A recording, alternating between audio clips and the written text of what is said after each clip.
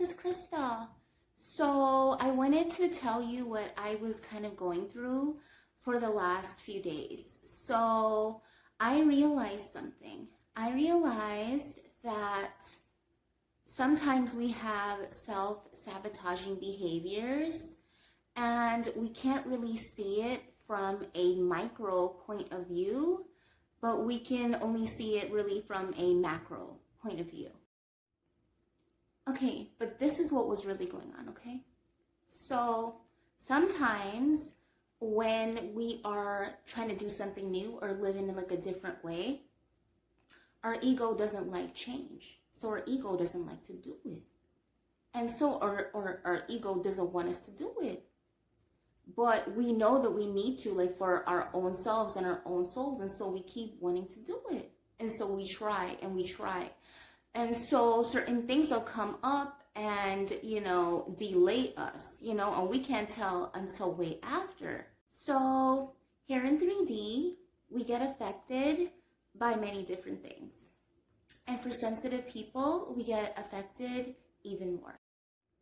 And as I'm trying to progress, I notice that I keep getting delayed by all these different things. So recently I was able to trace some self-sabotaging behavior that incorporates itself into all of the different things that we get affected by. So let me just tell you what happened real quick. So over the last few days, I had gotten ill because I ate something that I shouldn't have. And the thing is, I don't usually eat this food because I know of how it affects me. And then since I haven't been eating it and everything, I don't even crave it anymore. But since I'm doing something new to progress and our egos are fear-based, it doesn't like any.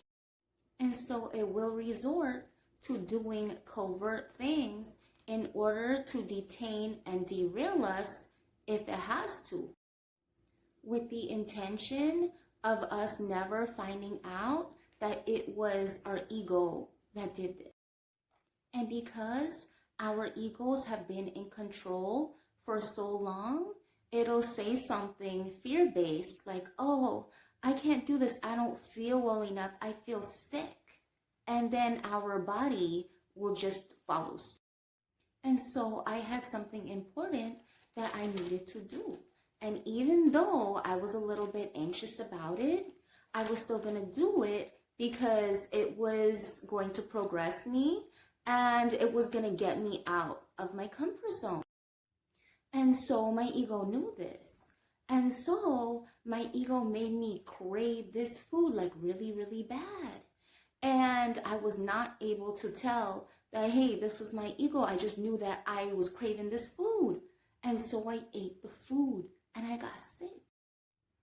And so that's exactly what my ego wanted me to do. It wanted me to eat this food and get sick so that I would not be able to do this really important thing that I had to do.